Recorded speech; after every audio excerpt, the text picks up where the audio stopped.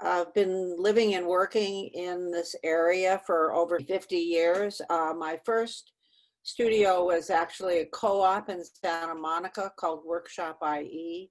It was a printer's workshop, and I learned silkscreen there and worked in silkscreen for many years. Then about 25 years ago or more, we built our home, and I built a studio in the home, and I'm in Venice. I've been involved in the Venice arts community, part of the Venice Art Walk, which is a very high profile event for benefiting the Venice Family Clinic.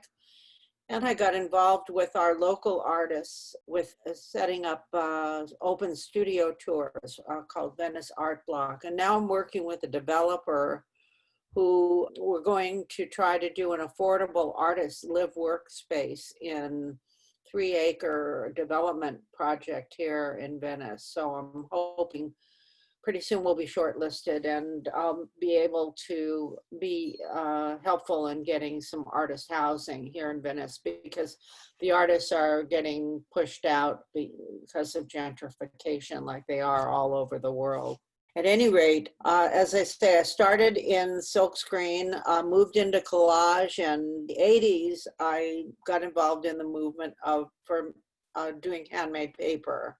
From then on, I combined my silkscreen and my handmade paper practice and collage and mixed media, to the point that I no longer use paper as a neutral surface for the image, but I paint and sculpt with the paper. The paper is itself a metaphor for various subjects, landscape and the figure, and nature. So this is one of the walls in my studio, and I put it up here to show you some of the things I do with paper and other materials. In this series here, I juxtapose old rusted metal parts with charcoal and graphite drawings on newsprint.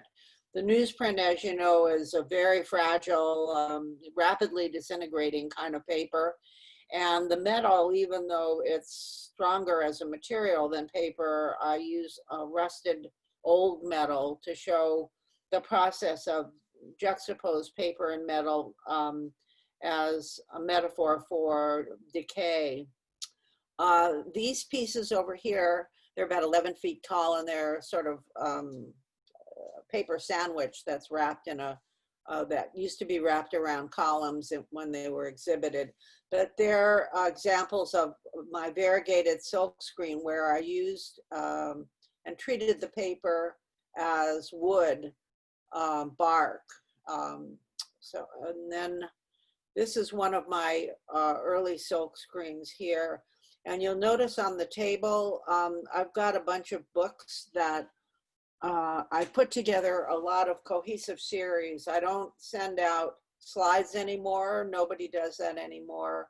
And I find that if I'm going to present a body of work as a proposal for an exhibit, it makes more sense to do a little booklet about it and have the pictures and the rationale. So I wanted to point that out. All of my work now has underpinning of issues of the environment. Debbie, it's not, this is another wall of the studio, and you can see this was from the period of the wall series, where I used silkscreen, for example, that I treated or mistreated as wood. This is handmade paper. There's tar here and roofing tar paper. There's sand from the ocean. This is espresso coffee and the pulp. Use different kinds of papers, art papers, an old silk screen. This is an old billboard that they were tearing down on the street that I salvaged, that I turned into a walls piece. So this is my method of working with paper. I collect papers and I collect images, and I wait for a combination to make sense to me of the image and the paper. Sometimes it takes years. Recently, I've been obsessed because we live by the ocean of the abundance of plastic and plastic in the ocean. And so this series here on the wall is the ocean texture is made by using acrylic to adhere plastic from the dry cleaners, so that the ocean is made out of plastic in this series. Let's see, oops. Hold on. I'm just going to show you a couple of recent series, things that I'm involved with now, because over 50 years I've gone through a lot of different subjects and issues, basically driven by my concern about the environment and also social practice, social justice issues. I've been a student for about 35 years now of Ikebana, Japanese art of flower arranging. This is, I did a bunch of pieces based on my arrangements. I brought my arrangements home, set them up in the studio, and I reproduced the Ikebana arrangement using mostly beautiful Japanese papers that I'd been given as a gift.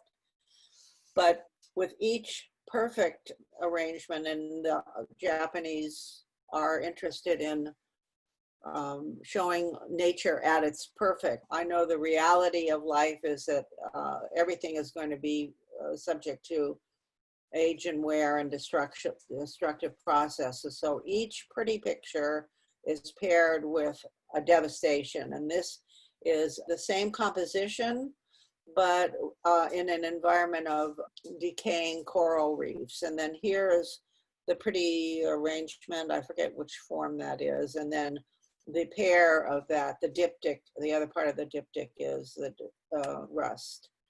So I've been collecting newspaper articles. You know, the color photographs in the paper are like master paintings, I think. Some of them are very incredible photographs, and I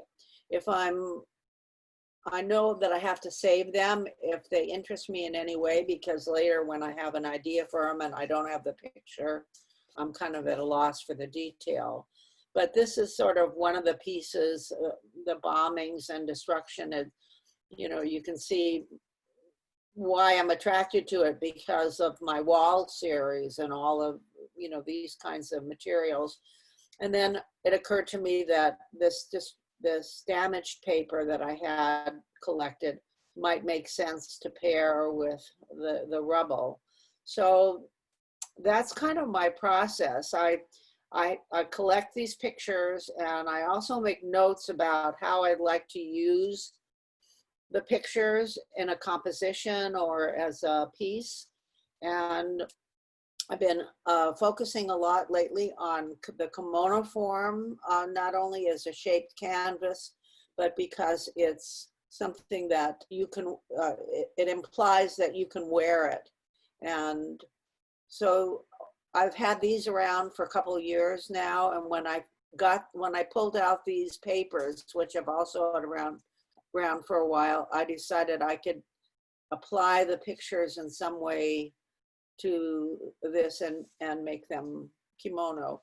This is an earlier piece. As I mentioned, I'm interested in social justice issues. I was very upset when the Dakota Access Pipeline was going to go through Indian sacred ground. And so I made this as a fundraiser.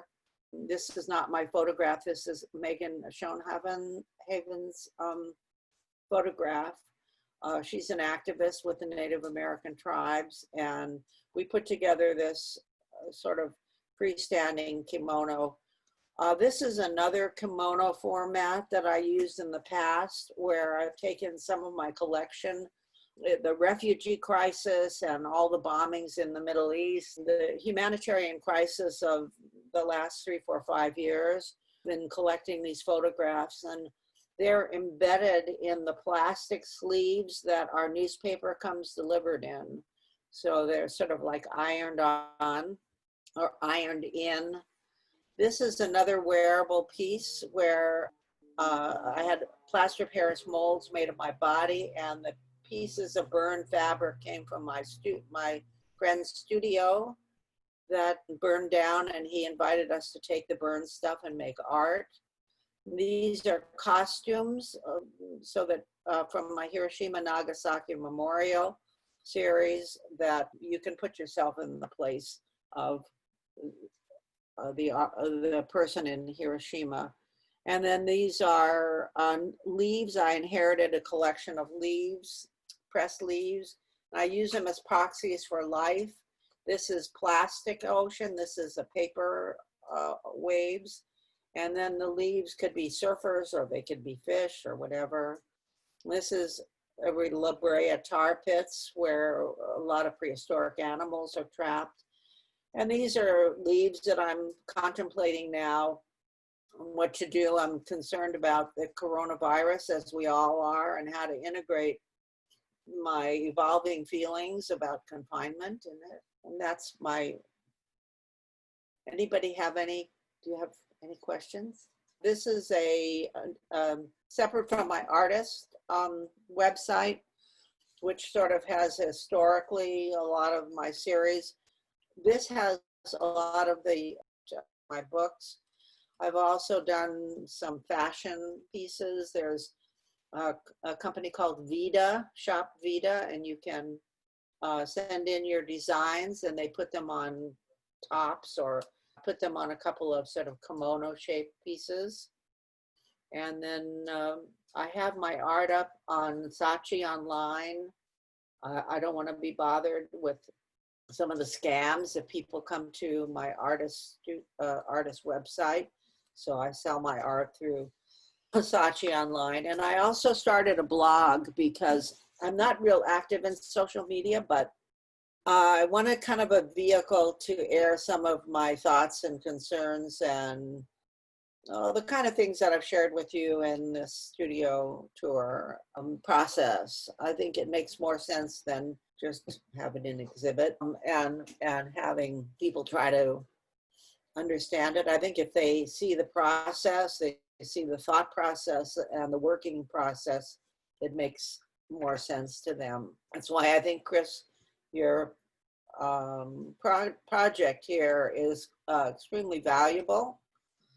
I see people trying to cope with the galleries being closed, and there are some galleries that are open by appointment and museums that are, that space you through the exhibit. But I have a feeling that the gallery system itself was becoming obsolete and cumbersome and not effective.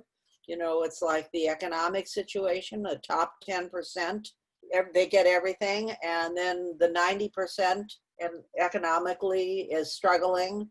And it's the same thing with the artists. All of us are struggling to get into these stupid galleries that rip you off, that only take art that they have a palaver that they can sell. And they use it like the stock market, which is not, they use art as investment rather than trying to develop a collector base in the community at large, where collectors become like sharing music and sharing dance and theater and literature. I mean, there needs to be public consumption of the arts, and it's not being met by the gallery system.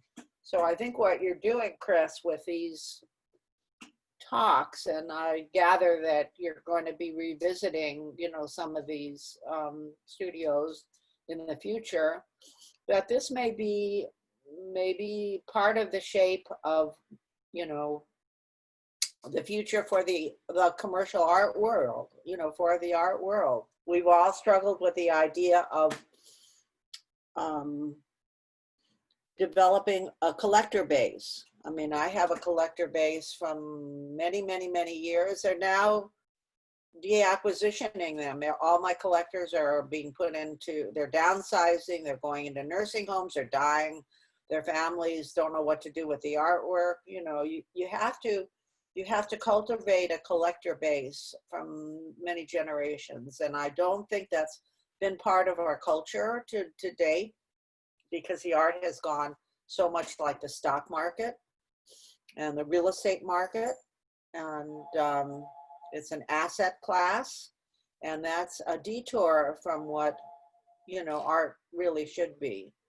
I think you need the insights of, like when we have our open studios here in Venice, people are so excited to see, you know, the scraps of paper lying around and the notes and to talk to you and to ask questions.